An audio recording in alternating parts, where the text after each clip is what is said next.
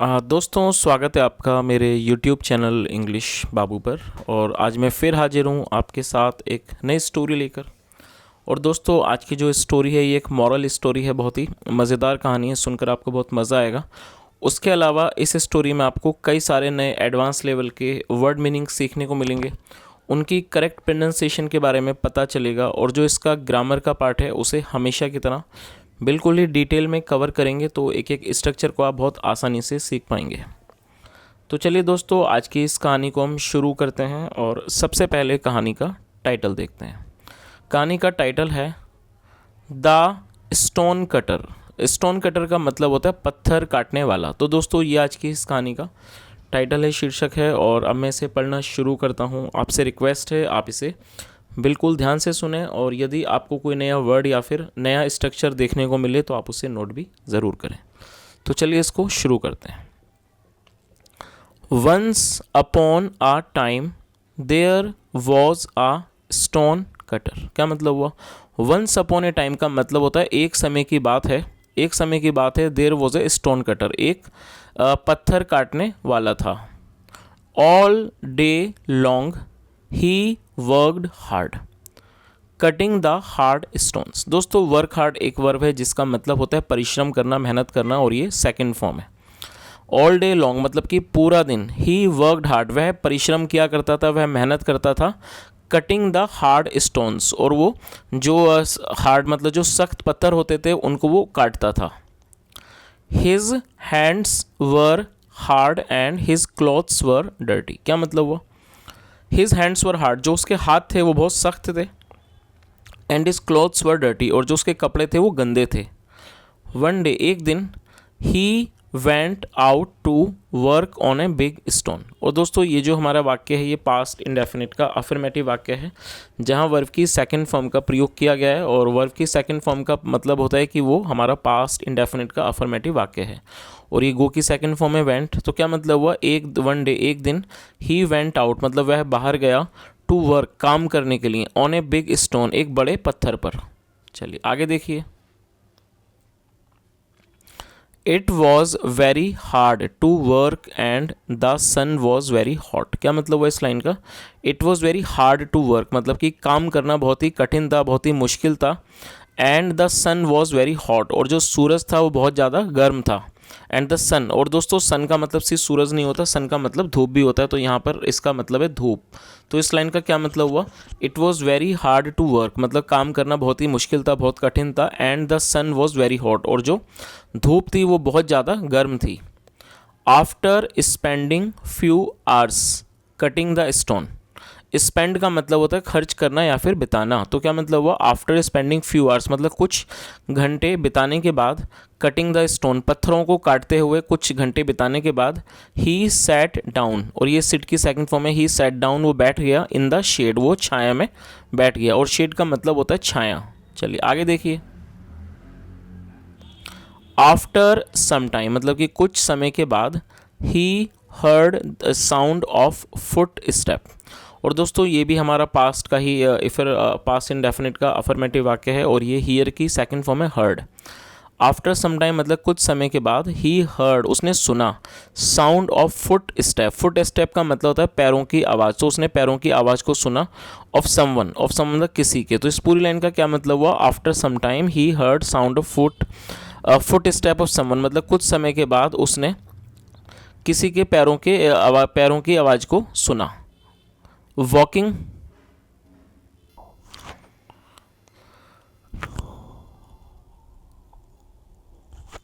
Up, walking up मतलब ऊपर चलते हुए। ही सॉ उसने देखा, अ लॉन्ग पजेशन का मतलब होता है जुलूस या फिर बारात। तो क्या मतलब हुआ? वॉकिंग अप मतलब ऊपर चलते हुए। He saw a long possession of people, उसने मतलब लोगों की एक बहुत लंबी बारात को, एक लंबे जुलूस को देखा। There were many soldiers and attendants and in the middle. क्या मतलब हुआ? There were many soldiers and attendants. Soldiers का मतलब है सिपाही। देयर वर मैनी सोल्जर्स मतलब वहाँ पर बहुत सिपाही, मतलब वहाँ कई सारे सिपाही थे। एंड अटेंडेंट्स का मतलब होता है सेवक, और बहुत सारे सेवक थे। एंड इन द मिडल मतलब बीच में, इन अ पैलिंक्विन। दोस्तों आप इस वर्ड को नोट कर सकते हैं, पैलिंक्विन का मतलब होता है पालकी, एंड इन ए पैलिंक्विन मतलब एक पालकी में, कैरिड जो कि ले जाई जा रही थी, बाय स्ट्रॉन्ग पीपल मजबूत लोगों के द्वारा, सेट द किंग राजा बैठे हुए थे। चलिए आगे देखिए।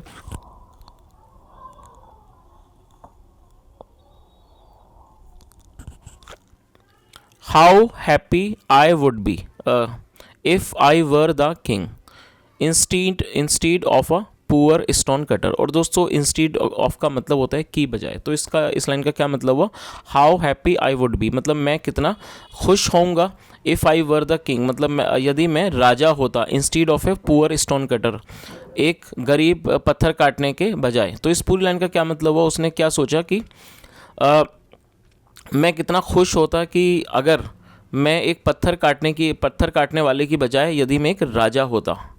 थॉट द स्टोन कटर, ये और थिंक की सेकंड फॉर्म है थॉट द स्टोन कटर, उस पत्थर काटने वाले ने सोचा। As he said these words, जैसे ही उसने इन शब्दों को कहा, आ स्ट्रेंज थिंग हैपन्ड, और स्ट्रेंज का मतलब था अजीब, आ स्ट्रेंज थिंग हैपन्ड मतलब एक अजीब चीज़ हुई।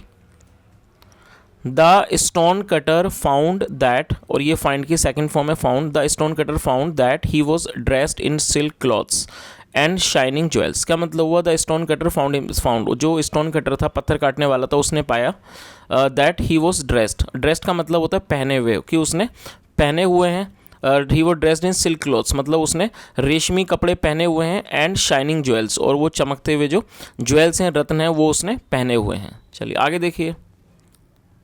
हिज हैंड्स वर सॉफ्ट, और जो उसके हाथ हैं वो मुलायम हैं, and he was sitting in a comfortable palanquin, और वो बैठा हुआ है किसमें, इन अ कंफर्टेबल एक आरामदायक पैलिंक्विन एक आरामदायक पालकी में बैठा हुआ है।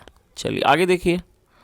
The procession moved on and the sun grew hot, और ये ग्रो की सेकंड फॉर्म में ग्रीव, तो क्या मतलब है इस लाइन का, द प्रोसेशन मूव्ड ऑन, ये जो जुलूस था ये जो बारात थी जुलूस था, मूव्ड ऑन वो चलता रहा, एंड द सन ग्रीव और हॉट, और ये जो सूरज था वो और भी ज़्यादा गर्म हो गया। The stone cutter now the king, और ये जो स्टोन कटर था मतलब पत्थर काटने वाला, नाउ द किंग जो अब राजा था, फेल्ट टू वार्म और ये फील की सेकंड फॉर्म में फेल्ट टू वार्म, उसे बहुत गर्मी महसूस हुई, फॉर कंफर्ट मतलब उसको कंफर्ट के हिसाब से अपने आराम के हिसाब से बहुत ज़्यादा गर्मी महसूस हुई। ड्यूरिंग द आफ्टरनून मतलब कि दोपहर के दौरान, द सन ग्रीव हॉटर जो सूरज था वो और भी ज़्यादा गर्म हो गया, and the king became more and more comfortable, और जो राजा था वो बिकेम मतलब कि हो गया मोर एंड मोर अनकंफर्टेबल, वो और भी ज़्यादा अनकंफर्टेबल मतलब और भी ज़्यादा असहज हो गया। आई एम पावरफुल, क्या मतलब वो आई एम पावरफुल मैं ताकतवर हूँ, बट लेकिन the sun is more powerful, लेकिन उसने क्या सोचा कि आई एम पावरफुल मतलब मैं ताकतवर हूँ, but the sun is more powerful, लेकिन जो सूरज है वो और ज़्यादा शक्तिशाली और ज़्यादा ताकतवर है। आगे देखिए। I would rather be the sun, और रादर का मतलब था की बजाय, तो उसने क्या सोचा, I would rather be the sun than a king, उसने क्या सोचा कि मैं सूरज की बजाय एक राजा होता। Thought the stone cutter, thought the stone cutter मतलब पत्थर काटने वाले ने सोचा। चलिए आगे देखिए। एट वंस का मतलब होता है उसी समय तुरंत, at once he became the sun मतलब कि तुरंत, ही बिकेम द सन वह सूरज बन गया, shining down on the earth और वो चमकने लगा, ऑन द अर्थ मतलब कि चमकने लगा कहाँ पर, ऑन द अर्थ पृथ्वी पर। ही शॉन स्ट्रांगली, और ये शाइन की सेकंड फॉर्म है जिसका मतलब चमकना, शाइन की सेकंड फॉर्म है शॉन, ही शॉन स्ट्रांगली और वो बहुत मजबूती से वो चमका। ही बर्नट अप द फील्ड्स, उसने खेतों को जला दिया, विद हिज रेज अपनी किरणों से। But no matter how hard the shone, मतलब लेकिन ये चीज़ मैटर नहीं करती थी, चीज़ें फ़र्क नहीं पड़ता था, हाउ हार्ड द शोन मतलब वो कितना सख्त तरीके से वो चमका। He could not see through the clouds, वो नहीं देख सकता था, थ्रू द क्लाउड्स मतलब वो बादलों के परे नहीं देख सकता था। चलिए आगे देखिए। इट इज़ ऑब्वियस मतलब ये स्वाभाविक है, that the clouds are even stronger, कि क्या मतलब वो इस लाइन का, it is obvious that the clouds are even stronger मतलब ये चीज़ स्वाभाविक है कि जो क्लाउड्स से बादल हैं वो और भी ज़्यादा शक्तिशाली हैं, ताकतवर हैं, एंड मोर पावरफुल देन सन, और वो ज़्यादा ताकतवर हैं देन सन मतलब कि सूरज की तुलना में वो अधिक ताकतवर हैं। सैड द स्टोन कटर, लकड़ का पत्थर काटने वाले ने कहा। आई would rather B A cloud, मतलब कि इसके बजाय में एक बादल होता। सडनली मतलब अचानक, he found himself turn into a cloud. Suddenly मतलब अचानक, ही फाउंड हिमसेल्फ उसने खुद को पाया, टर्न इनटू अ क्लाउड एक turn into a huge dark cloud, और उसने खुद को क्या पाया कि वो बदल गया किस चीज़ में, into a huge dark cloud, मतलब एक बहुत ही विशाल बड़े एक बिल्कुल डार्क क्लाउड में, डार्क क्लाउड में वो बदल गया। ही पोर्ड रेन डाउन, और ये पोर का एक सेकंड फॉर्म है, इसका मतलब होता है उड़ेल देना। ही पोर्ड रेन, और उसने बारिश को बरसा दिया, डाउन नीचे, ऑन द फील्ड्स खेतों पर, एंड कॉज्ड फ्लड्स, और उसकी वजह से क्या हुआ, कॉज फ्लड मतलब कि उसकी वजह से फ्लड आ गया, बाढ़ आ गई। All the trees and houses were swept away, sweep away का मतलब होता है बहकर चले जाना, और जो ट्रीज थे मतलब जो पेड़ थे और जो घर थे, वर स्वेप्ट अवे वो बह के चले गए। एक्सेप्ट फॉर द बोल्डर, और बोल्डर का मतलब होता है बड़े बड़े पत्थर, मतलब सिवाय बड़े, और एक्सेप्ट का मतलब होता है सिवाय, सिवाय बड़े बड़े पत्थरों के जो भी पेड़ वगैरह थे, घर थे, वो बह के चले गए। चलिए आगे देखिए।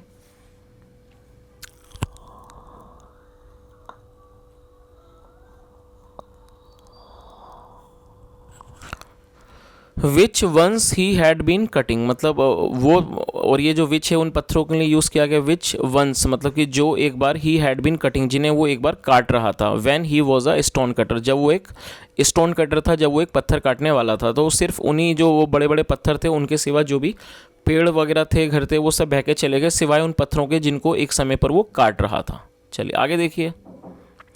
Why that rock is more powerful than I am, क्या मतलब हुआ कि ऐसा क्यों है कि एक रॉक मतलब जो चट्टान है, इज़ मोर पावरफुल वो अधिक शक्तिशाली है, देन आई एम मतलब मुझसे ज़्यादा। सेड द स्टोन कटर मतलब उस पत्थर काटने वाले ने कहा। नाउ अ क्लाउड जो अब एक बादल था। Only a stone cutter could cut the rock, उसने क्या कहा कि सिर्फ एक जो स्टोन कटर होता है मतलब पत्थर काटने वाला है, कुड कट द रॉक वो एक चट्टान को काट सकता है, विद हिज स्किल अपने हुनर से। स्किल मतलब हुनर या कौशल, अपने कौशल से अपने हुनर से काट सकता है। हाउ आई विश, और मैं कैसे इच्छा करूँ, आई वर अ स्टोन कटर अगेन की मैं फिर से दोबारा एक बार एक स्टोन कटर होता, मतलब पत्थर काटने वाला होता। नो सूनर मतलब कि देखते ही, नो सूनर मतलब देखते ही देखते, ही सैड द वर्ड्स जैसे ही मतलब उसने इन शब्दों को कहा, that he found himself sitting on a stone, और उसने खुद को पाया, कहाँ पाया, सिटिंग बैठा हुआ, ऑन ए स्टोन एक पत्थर पर, with hard and rough hands मतलब रूखे और सख्त हाथों के साथ। आगे देखिए। He picked up his tools, और उसने अपने जो टूल्स थे, टूल्स मतलब औजार, he picked up his tools उसने अपने औजारों को उठाया, एंड स्टार्टेड टू वर्क और वो काम करने लगा, ऑन द बोल्डर उस बड़े पत्थर पर, हैप्पीली मतलब खुशी से। चलिए दोस्तों, अब इस कहानी का जो मॉरल है वो भी देख लेते हैं। इस कहानी का मॉरल क्या है, बी हैप्पी मतलब खुश रहिए, द वे यू आर जैसे आप हैं। तो इस पूरी लाइन का क्या मतलब हुआ, be happy the way you are मतलब आप जैसे भी हैं आप खुश रहिए।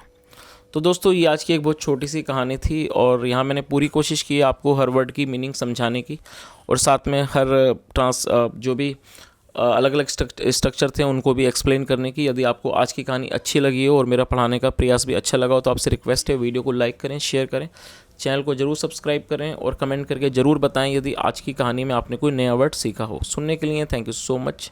Have a nice day and bye.